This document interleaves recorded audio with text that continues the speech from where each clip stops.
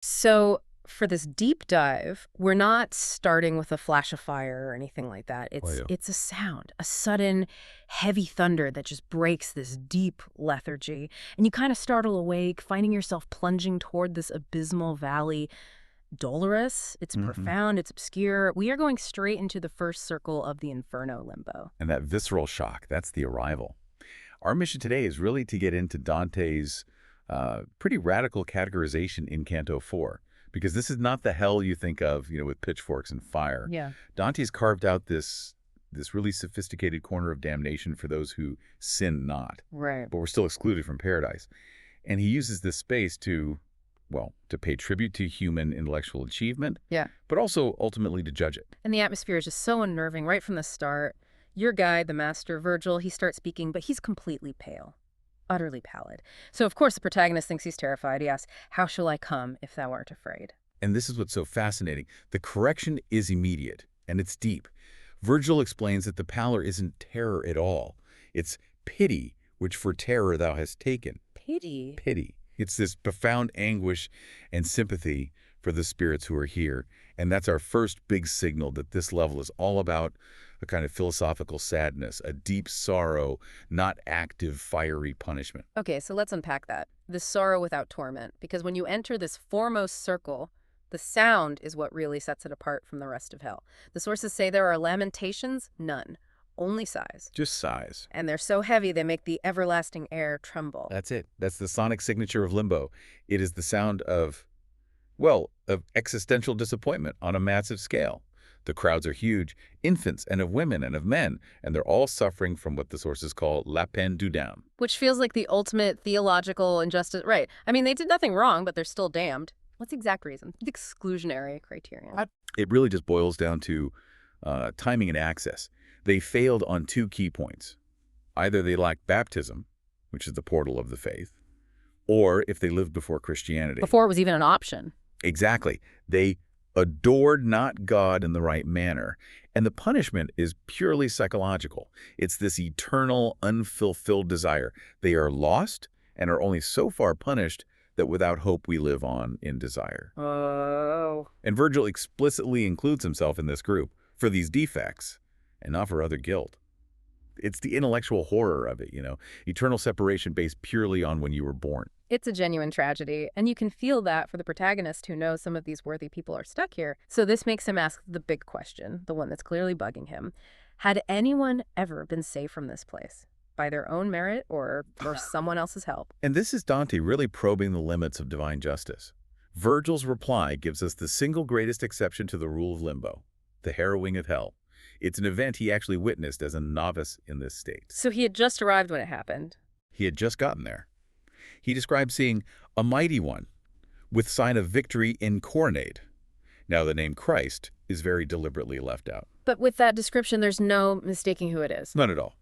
And this figure didn't stop for a debate. He pulled specific souls out of limbo and brought them to paradise. And there's a specific list of who got out. A very specific list, yes.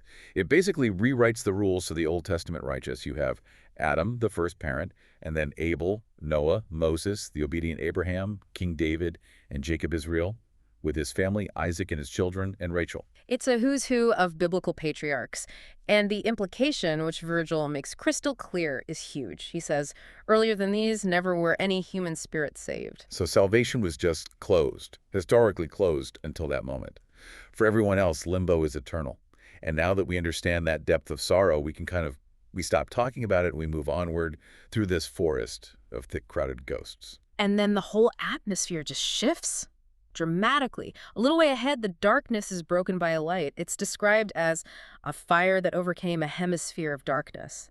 And this light signals that honorable people held that place. The word honor just echoes through this entire section. It's the defining virtue of this little clearing. Yeah, this luminous space is all about human excellence. Acknowledged merit, totally separate from faith. And as they get closer, a voice rings out, "All honor be to the preeminent poet." You're talking about Virgil. And four mighty shades approach. They look serious, respected, but Yeah. not happy. They still Yeah. have that underlying sadness. They do. And this is, the famed school of classical poets. Virgil points out the leader, Homer, the poet sovereign, and he's holding a sword of falchion. To symbolize his epics, the warlike nature of his poems. Exactly, the Song of the Sword. And Homer is followed by Horace, the satirist, then Ovid, and finally Lucan. So these four, with Virgil, make up this circle of classical literary giants.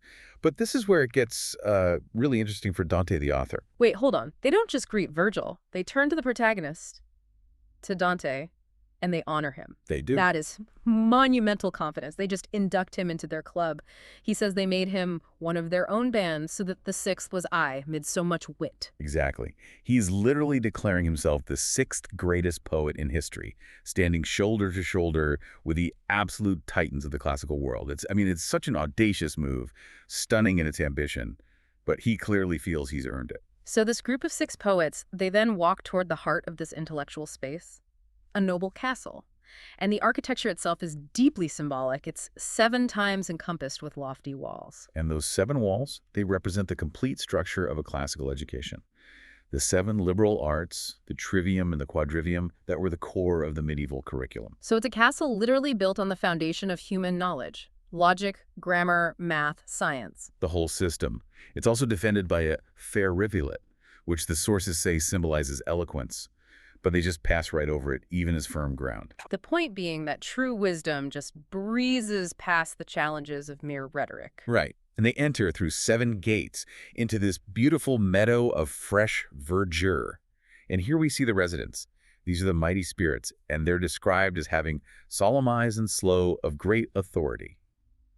This is Dante's Hall of Fame. His Hall of Fame for classical heroes and virtuous leaders. We see the Trojan line, Electra, Hector, Aeneas. Then the Romans, Caesar in armor with gerfalcon eyes, which is such a vivid image, Camilla, and the great Roman women like Lucretia and Cornelia. These are all figures defined by civic virtue, military strength, noble purpose. But what's really fascinating here, if you look at the big picture, is one name that completely breaks the Greco-Roman mold. Seen alone apart is Saladin, the great Kurdish Muslim leader who fought the Crusades. That inclusion is huge. Dante is deliberately expanding the definition of human merit beyond the classical world. Saladin had this reputation for mercy and chivalry, and that made him worthy, which tells you that virtue is being recognized no matter where it comes from. And now we go deeper into the castle, to the absolute pinnacle of human thought. The entire assembly of thinkers is gathered around one single figure, the master of those who know. Aristotle.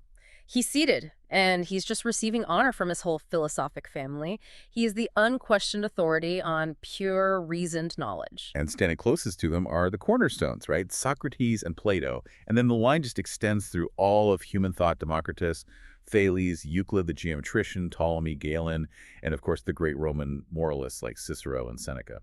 So the castle basically represents the entire body of Western knowledge up to Dante's time, Yeah. but the final names on the list are really critical. They tell a story about how that knowledge was even available. Oh, absolutely. The final list includes Avicenna, the Arabian physician, and Averroes, the scholar famous for his great comment on Aristotle's work. By including these major Islamic scholars, Dante is acknowledging a historical truth. The West's ability to even rediscover Aristotle depended so heavily on the preservation and translation work of the Arabic intellectual world, and they're all honored here in this space of pure human intellect. What an incredible journey. We've moved from this quiet collective sorrow of the unbaptized to this luminous clearing dedicated to human achievement and intellect. It's a place that recognizes virtue across classical, Islamic, and Christian history, and yet this is the absolute best that hell has to offer. And the departure just drives that tragedy home. The 6 poets split up. Dante is led by Virgil immediately forth from the quiet to the air that trembles, into a place I come where nothing shines. The highest point of human knowledge literally butts right up against the total darkness of actual punishment. Which leaves you with this ultimate paradox of limbo. You have someone like Saladin, a respected non-Christian leader from the 12th century, included in the noble castle, yet someone like Julius Caesar, who embodied Roman virtue, he's stuck there just because he predated a single sacrament.